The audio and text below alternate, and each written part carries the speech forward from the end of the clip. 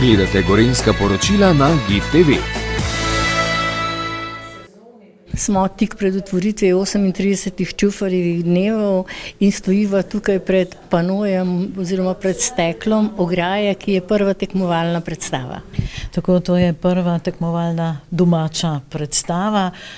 Po otvoritvenem dnevu, kot rečeno, bomo odprli festival s krstno uprizoritvijo predstave, ki govori o življenju in delu Toneta Čufarja, pionir novega sveta. Ta pa ni tekmovalnega značaja, no potem se bo v naslednjih dneh zvrstilo še 6 tekmovalnih predstav in prav prva je drama, ki jo uprizarja domače gledališče z naslovom Ograje. In prav zato, ker so letos kar 3 pomembne obletnice, kakšne? Letos slavimo 140-letnico prvega kulturno-prosvetnega društva na Jesenicah, 120-letnico, 120. obletnico rojstva Toneta Čufarja in še 80-letnico gledališča. In letošnje Čufarjeve dneve bo otvorila ministrica za kulturo? Tako je, seveda bo najprej otvoritveni dogodek na trgu Toneta Čufarja s polaganjem venca k kipu, k spomeniku Tonetu Čufarju in Mihi Klinarju. Potem že tam bo nekaj uvodnega in ceremonijala tudi s pozdravnimi besedami župana, magistra Petra Bohinca. Potem pa se selimo v dvorano, kjer pa bo slovesno odprla festival ministrica doktorica Asta Vrečko. In pod katerim strogim očesom se bodo letos ocenjevale te predstave? Tako je strokovna žirija za Čufarjeve plakete bo v sestavi Ana Ruter, univerzitetna diplomirana dramska igralka in animatorka, potem Roksanda, režiser, dramatik, pisatelj in Iztok Valič, igralec in režiser. Ocenjevalo pa bo seveda tudi občinstvo, tako da bomo tudi tokrat, kot vsako leto, podelili 4 Čufarjeve plakete. Hvala za pogovor in se vidimo. Smo tik pred 38. otvoritvijo Čufarjevih dnevov. Koliko predstav se bo letos predstavilo tukaj? Najprej bi omenil premiero o Čufarju, pionir novega časa.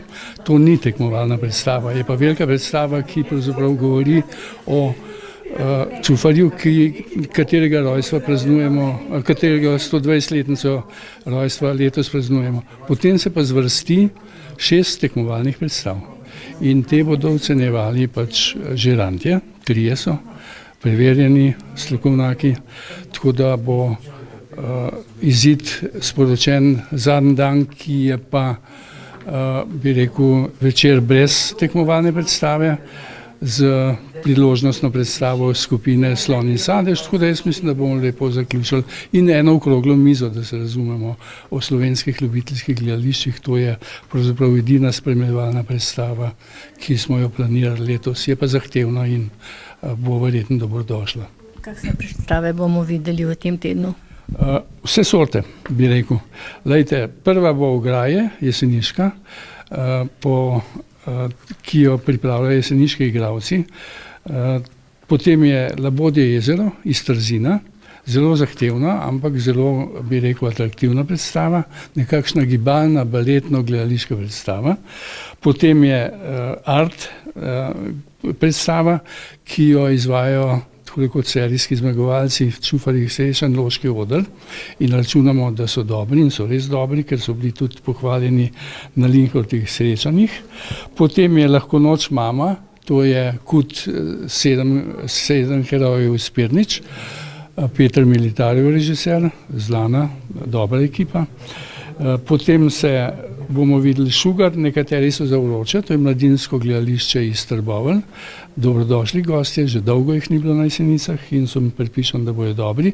Zadnja je pa zamejska predstava iz Italije, oziroma Slovenci iz Italije, da dajo, to je Govor z mano. Režiserka je pa naša znana jeseniška prijateljica, lahko rečem, Alida Bevk. Letošnji selektor pa je bil Aleš Jan. Aleš Jan je bil selektor. Mislim, da je mu težko delo, sam je priznal, da je mu težko delo, da je izbral res 6 predstav od 25 ki so bile res vse po vrsti menda zelo kvalitetne. Vi ste dramatik in režiser letošnje predstave na prvi dan Čufarjevih dnevov Pionir. Se je bilo težko vživeti v vlogo Toneta Čufarja? Ne, v resnici se ni bilo težko vživeti v njegovo obut njegove čevlje, ker pravzaprav tudi jaz živim nekaj podobnega, sem ustvarjalec, ki se trudim, da bi me drugi ustvarjalci cenili, tako da to sem razumel, to njegovo borbo za obstoj, za neko preživetje.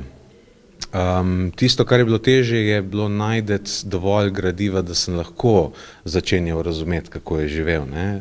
Ker o Tonetu je pravzaprav zelo malo napisanega. Sem moral veliko dela sam opraviti z obiskovanjem raznih arhivov, recimo Gornjesavski muzej tle na Jesenicah, v Slovenskem gledališkem inštitutu, Arhiv Republike Slovenije, NUK in tako naprej, kar precej teh raznih arhivov sem obiskal. Vsakem je nekaj njegovega materiala, nekaj njegovih rokopisov, neki pričevanj o njem, pisma njegova sem bral in tako naprej. Tako da skozi to delo sem potem dobil sliko, kako je on živel. Ko sem enkrat razumel, kako je živel, mi ni bilo težko razumeti, kako je bil tako borben, no? Ker je imel zelo težko življenje in težke ovire so bile pred njim. Tone Čufar je bil precej znana osebnost na Jesenicah. Po njem se imenuje šola, po njem se imenujejo ulice. Kako ste ga vi videli? Ja, jaz ga poznal sem ime Tone Čufar zaradi Čufarjevih dnevov, zaradi samega gledališča, ampak sam nisem veliko vedel o njegovem življenju. Res pa je, da sem zelo hitro začel ceniti to, zakaj je toliko stavb in ulic nosi njegovo ime. Ja, ker je bil pomemben za to naše okolje, za delavske pravice, je zelo veliko naredil in se pravzaprav premalo ve o tem, kako pomemben je bil za to borbo za delavske pravice. No. Več pa bomo zagotovo izvedeli 14. novembra na predstavi Pionir. Pionir novega sveta. Za danes pa hvala lepa. Hvala.